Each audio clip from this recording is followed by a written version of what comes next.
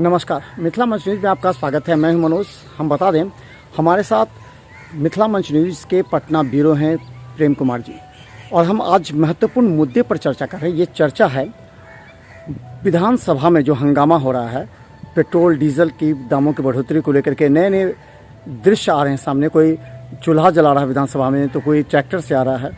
प्रेम जी, क्या लगता है इसका जो अभी जो विधानसभा में किस किस मुद्दे पर अभी चल रहा है बहस? आज भी बहस चल रही है। अभी विधानसभा एक बजट सत्र 19 फरवरी से स्टार्ट हुआ है। जिस दिन से सत्र की शुरुआत हुई है उसी दिन से विपक्षी दल लगातार हंगामा कर रहे हैं। कभी कृषि बिल को लेकर, कभी पेट्रोल डीजल गैस की महंगाई को लेकर लगातार विपक्ष जो है सदन को चलने नहीं दे रहा है। कल आप थे विधानसभा में, लगातार आपने देखा कि 7 बजे तक विधानसभा चला, तो क्या लगा स्थिति? ये कब तक इस तरह की रहेगी और दबाव डालते रहेंगे विपक्षी दल? देखिए, सरकार तो अपना काम कर रही है, विपक्ष भी अपना काम कर रही है। विपक्ष विरोध कर रही है, विरोध पॉलिटिकों में हो रहा है। कल जो है कृषि बिल को लेकर राजस्व से जुड़े विधायक जो हैं पॉलिटिकों में जमकर नारेबाजी की। उनके हाथों में प्ले कार्ड भी था जिसमें नारा था कि बिल को, कृषि बिल को वापस लिया जाए। महंगाई जो बढ़ गया गैस सिलेंडर का, पेट्रोल डीजल का, इस पर जो है बिहार सरकार भी टैक्स लेती है। बिहार सरकार से भी विपक्षी नेता लोग मांग कर रहे थे कि वो अपना टैक्स घटा करके यहाँ के लोगों को कुछ राहत प्रदान करें। अच्छा प्रेम जी, एक तो अहम सवाल ये है कि सरकार को आशा है कि नए बजट से केंद्र सरकार बिहार को ज़्यादा बेनिफिट दे सकते हैं। ये विशेष राज्य का दर्जा की बात चली थी, तो नीतीश कुमार ने साफ कहा कि विशेष राज्य दर्जा से ज़्यादा कुछ मिल रहा है बिहार में। तो क्या ये नीतीश कुमार कैसे बताएंगे कि जो बजट में प्रावधान आ रहे हैं, जो बजट में मांग की गई, कृषि का कानून को मुद्दे पर भी जो मांग की गई है, तो क्या बेनिफिट हो सकता है बिहार वासियों को?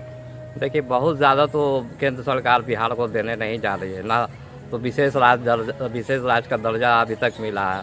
विशेष राज्य का दर्जा लंबे समय से मांग की जा रही है। करीब 15 सालों से विशेष राज्य का दर्जा मांगा जा रहा है, मगर अभी तक केंद्र सरकार इस पर कोई कार्रवाई नहीं की है। हाँ, बजट में केंद्र सरकार की जो बजट है उसमें कुछ बिहार के लिए विशेष प्रावधान किया गया है।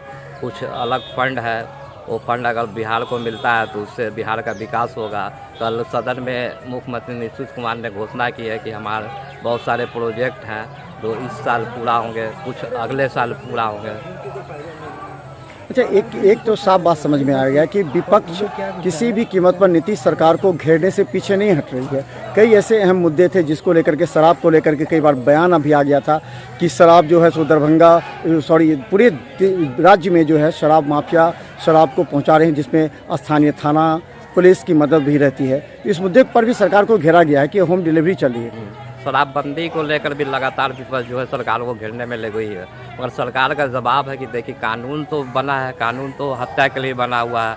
आईपीसी जो है 1860 का बना हुआ है, तो उसमें भी कुछ लोग ऐसे होते हैं। मुख्यमंत्री ने कल बयान दिया सदन में, कहा कि देखिए, कुछ लोग समाज में ऐसे होते हैं कि जो हमेशा गलत करने के लिए सोचते हैं। अब जो गलत करने के लिए सोचते हैं उस पर तो सरकार कार्रवाई करती है, उन्हें पकड़ कर जेल भेजती है। अभी 2 बड़े शराब माफिया को बिहार सरकार, बिहार की जो पुलिस है, एक को पंजाब से है, एक को हरियाणा को पकड़ कर लाई, से जो पिछले कई सालों से लगातार बिहार में शराब की सप्लाई कर रहे थे। 3 सब दोनों गिरफ्तारी होने से कुछ तो असर पड़ेगा यहाँ की सप्लाई में। अच्छा प्रेम जी, एक अहम मुद्दा था जिस पर तेजस्वी यादव भी बोले हैं कि जातीय जनगणना के आधार पर ये महत्वपूर्ण मुद्दा है, क्योंकि ये दोनों का रहा, विपक्ष का भी और पक्ष का भी।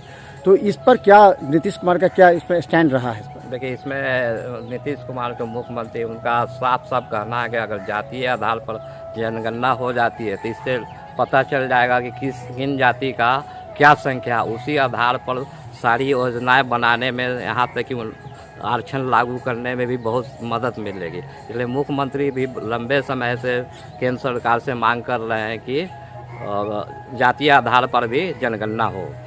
एक अंतिम सवाल प्रेम जी, आप बहुत ज़्यादा यहाँ पर सर्वे कर रहे हैं, लगातार संपर्क में हैं मंत्री विधायकों से, तो एक चीज़ जो बात आ रही थी कि 14 जनवरी के बाद बहुत कुछ उलटफेर होगा, सरकार गिर सकती है।